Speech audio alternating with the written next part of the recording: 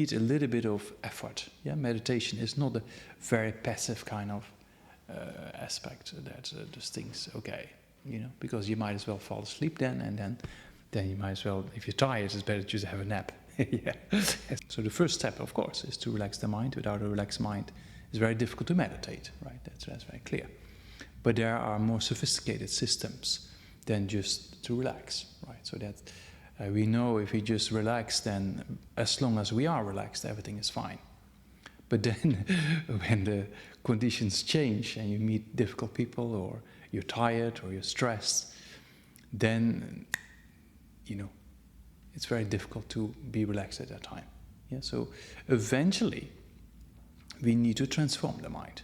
You cannot always be kind of completely sitting in your room and be quiet, right? We have to engage in our daily activities, The other aspect of the meditation is a transformation, right? That we eventually have to transform, and for that purpose, we have analytical meditations. Yeah. So last week we did an analytical meditation on the drawbacks of anger and the benefits of practicing patience. What we try to do is to recognize the faults of a particular affliction or disturbing thought or a disturbing emotion.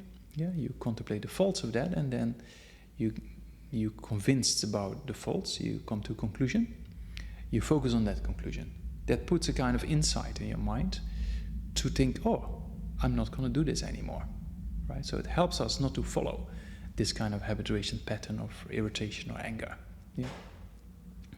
In a similar way, we contemplate the qualities of the antidote, in this case, practicing patience, right? If you keep your mind calm, you can still be very direct in every situation. Yeah. If you have control over your mind, you have much more control over the environment around you. If your mind is just occupied with anger, irritation, hatred, then you cannot really be in control over the situation you're facing, right? So if one person blows up, but the other person blows up, then the whole meeting just goes, like that. But if there's one person in the meeting who keeps the mind calm, he might be capable of subduing the other people, right? And might be able to be direct, but from a calm mind. Yeah. So in a similar way, when a disturbing thought comes up, or an affliction like anger, then the affliction anger says the same thing. Oh, this person is bad, or this situation is bad, or I don't like this, because of that. A few reasons comes to mind, and then we make ourselves believe this is true. And then we're stuck. You see? So the mind uses an analytical approach, right? So if you transform that analytical approach into a constructive direction, then you can completely transform the mind. You see that? And that can develop your mind. You can develop your mind eventually to what we call achieve the state of nirvana. Yeah? I don't know if you think you can generate a mind eventually to have a mind without a single second of anger. Is that possible or not? What do you think? Yeah. It is possible to get less angry, right? If you're angry for a few hours, and then after some training, then maybe for a few minutes, and then after some training, then maybe for a few seconds, right? Analyze an event in your recent daily life that you get irritated or some anger arose. Yeah? And then, just from a neutral perspective, you should analyze that, not getting involved. We're not interested in how you felt or whatsoever, or who was right or who was wrong. We're not interested in that aspect. We're only interested in how did you react in the situation, and how did that influence your mind, and how did that influence the situation. Yeah, that's kind of what we're interested in. And then you can see that with a mind of irritation or anger, that the mind gets unclear. So we might have said this wrong thing to a person, right? We lose the clarity. That's what happens. Another aspect is that we can't analyze properly, in that situation. Yeah. So if you have those two aspects, then you cannot really direct any form of things in a constructive way. So that's kind of an important aspect. And also with anger, we can see it's not in accordance with reality, because it just overestimates the faults.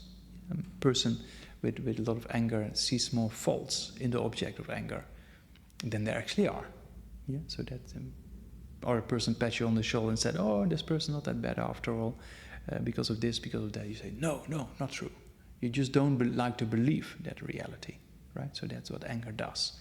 It just dilutes the mind. Yeah.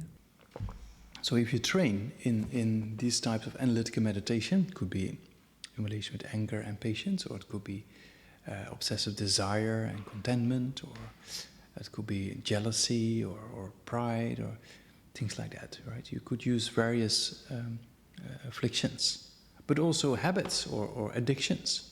Same thing, right? If you really be convinced about the faults of an addiction or bad habit, mentally, you're really convinced with reasoning, you can generate a very powerful mind to not do those things over and over again. Another aspect in Buddhism, although we present it here in a secular way, is love and kindness and compassion. Yeah, so to generate those kind of constructive states of mind. The more you generate constructive states of mind, the more happiness that's been achieved. So with afflictions like anger, we classify them as non-virtue. Yeah, so non-virtue means that which produces suffering. We always want happiness and don't want suffering, right? That's even in our dreams very clear. Yeah, when you have a bad dream, you want to escape that. When you have a pleasant dream, you want to go back to bed and sleep and dream the dream over again, right? So even our dreams, we strive for happiness and don't want suffering, right? That's so clear. And that wish is very strong. Yeah. And then we think we're the only one, but each of us have exactly the same wish. Wanting happiness, not wanting suffering. So based on that kind of, you could say, what's the meaning of life? And then you could answer, wanting happiness, not wanting suffering. Right? What's more important than those two aspects? Yeah. So then if you really understand that, and you see that all beings are exactly the same as us, wanting happiness, not wanting suffering, then you think, oh, how wonderful it would be if I can walk for that purpose.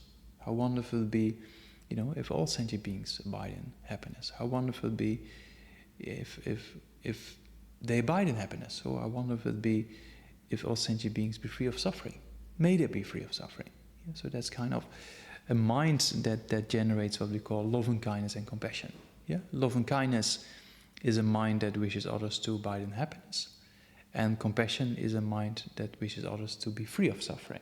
Yeah? So from a point of view of, if you just think about logically, that if you create causes for other people's happiness, then automatically that will bring happiness to yourself, right? And if you have a wish for others to be free of suffering, automatically that also causes a kind of peaceful mind. Yeah? So that's kind of constructive emotions. Yeah, we talked about anger as a destructive one or disturbing emotion, right, or an affliction.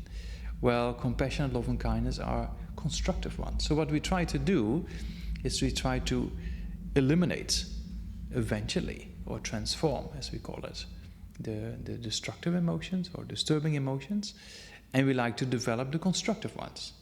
So the more you do that, then the mind is like a scale, right? The more positive states of mind you have, and the more negative states of mind you reduce, you will transform, right?